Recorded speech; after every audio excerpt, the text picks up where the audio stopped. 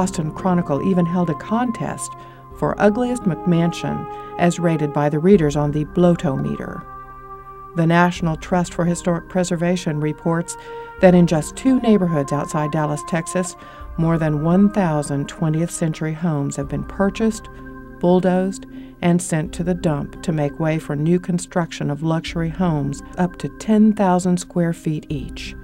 In Denver, 200 brick homes, most of them bungalows from the 1920s and 30s, were demolished last year and replaced with stucco homes 3 times their size. The National Trust has placed teardowns in historic neighborhoods on its list of 11 most endangered historic places. Communities everywhere are dealing with the same important issues. Whether you call it tear down or infill, the result is the same. An undervalued home is purchased on a lot. Without regard to the historical significance of the house or the character of the neighborhood, the existing house is demolished and a larger house or houses are built in its place. It's funny. The very thing that makes building or buying a home in a particular neighborhood attractive is being destroyed by unchecked teardowns and infill. Modest cottages are torn down, trees removed, yards all but eliminated. New, larger houses are built near or on zero lot lines. House by house, neighborhoods are losing part of their historic fabric and much of their unique character. Seeing infill coming into neighborhoods is not just happening in North Carolina, it's happening all over the country. And infill in and of itself is not bad. It's the teardowns and also the building of buildings that are out of scale with the neighborhood that are a problem. The impending destruction of the Kistler-Holstein house fueled the infill debate. In the paper and in commission and city council meetings, tempers flared. How could the need for housing be balanced with the need for preservation of neighborhoods and of historic houses? This is an area in which Fayetteville has been behind the power curve. You need this tool as a homeowner. And let me tell you, this is just one more step in the saga of a classic struggle. The protection of the interests of a few against the needs of the many. It's the truth, and oftentimes that few is well capitalized, and they have a tendency to contribute heavily to political campaigns, whereas the average homeowner doesn't. Unfettered development, antiquated irregular zoning, and frankly, greed has been despoiling the charming character and even historical value of some of Fayetteville's most beautiful areas for too long now. The impending destruction of the Kistler house, which I designed, has motivated me to abandon the blissful lethargy of retirement to speak in favor of the proposed ordinance. Infill is one of those euphemisms that polite people use to describe the destruction of their neighborhood. This wicked practice is not limited to Fayetteville, it's everywhere. And everywhere the people are alarmed and speaking out. I hope at last the movement has reached here and we are ready to say enough. Sadly, knocking down an existing house that is at least cherished and familiar, only to replace with 2 or more tasteless piles of brick, is to destroy the amenity that makes a neighborhood desirable in the first place. Losing the Kistler house is a personal calamity for me. The house is 43 years old and of such consummate craft that it could not be replicated today. There are simply no carpenters or plasterers left anywhere on the world who could do the work. Basically, I think what y'all have before you, you've got a clear choice. You can either protect the people in the neighborhoods from the developers, or you can protect the developers from the people in the neighborhood. I really think that's what it boils down to. Not only is this economically feasible, it's revenue for everybody concerned. It's revenue for the homeowner, it's revenue for the builder, it's revenue for the city without a dime going into it. You've got a place where you've had 1 house or 2 houses or 3 houses, and now you've got 10.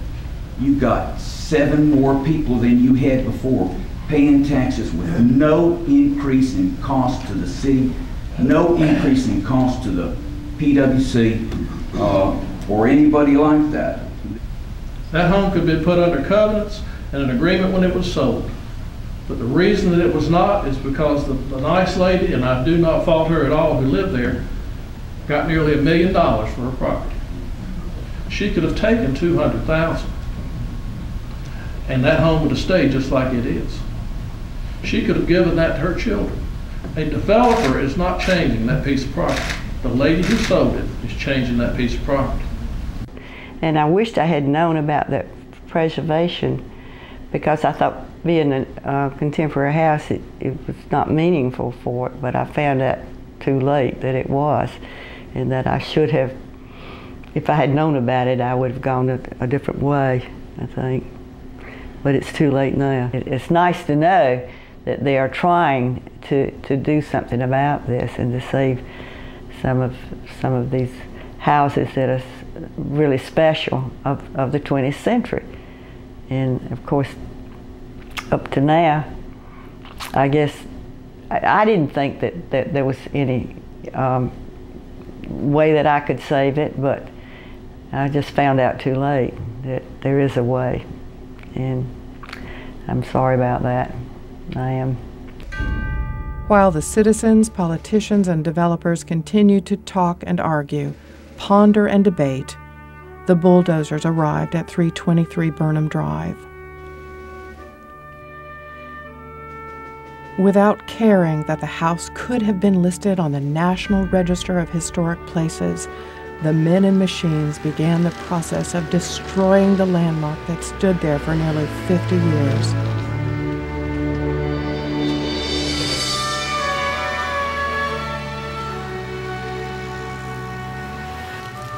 For some reason, we felt that if we were able to take something from the property, Dell's house wouldn't cease to exist in total. We spotted some low-growing junipers that we could transplant and keep as a memory of an era. We talked with the men raising the house. No, you can't take any of the landscape material. Mr. Lloyd is going to save it all. The landscaping was magnificent.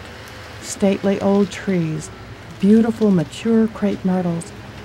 Everywhere you looked, every shrub, every tree, every plant, thoughtfully chosen and placed with loving care. But not everyone was on the same page.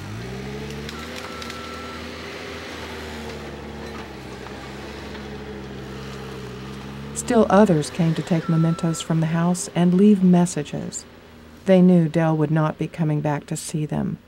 The messages were not really for her. They were for the house and the happy memories that remained.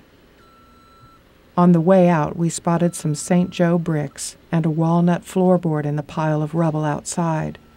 Those things, ripped from the house and thrown on the trash pile, were what we chose to help us remember the beauty and majesty of Burnham Wood Estate. The men and machines worked every day, sun up to sundown. The old house did not go quietly or slip away easily. Every time the machines dug or pulled or shoved, the house valiantly stood strong until, with a shudder, it would surrender another brick, then a wall, a room, a wing.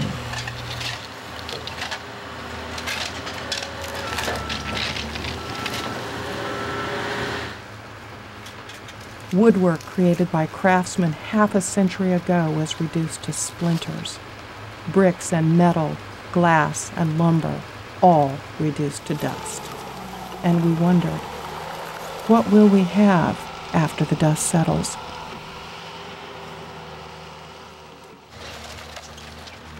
What will fill the open wound in this neighborhood? And what will fill the other spaces around our city where homes once stood that were deemed no longer highest and best use? Days passed. The demolition team estimated a few days to tear down the house, but it took far longer than that. That's when Hurricane Katrina hit the Gulf Coast and work stopped while the rains poured down.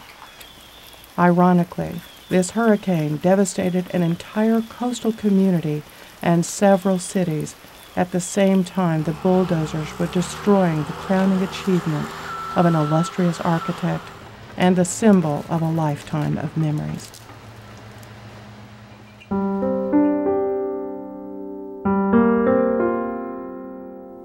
Then finally, weeks after the process started, the house was gone.